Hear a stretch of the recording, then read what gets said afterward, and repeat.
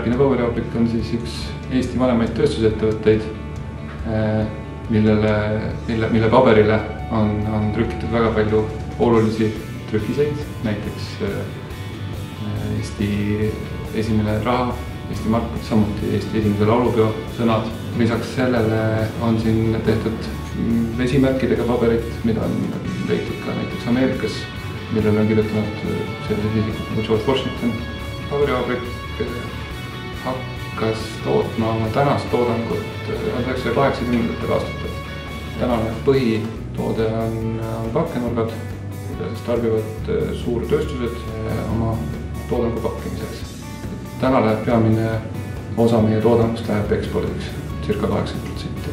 Paberimasin töötab 24/7, loodetavasti järgmisel aastal on plaanis veel paberimasinad 2,5 korda kiiremaks teha ja sellega lisame pakkenurkade tootmisvõimsust sama palju, umbes 2,5 korda ja luuakse umbes vähemalt 15 töökohta. Samas tegeldakse uute toodete arendamisega nii pakke poole pealt kui ka kontorikaupade poole pealt. Ja järgmisel aastal tähistame oma 280. juubelit, tegevust jätkub ja tööd on palju.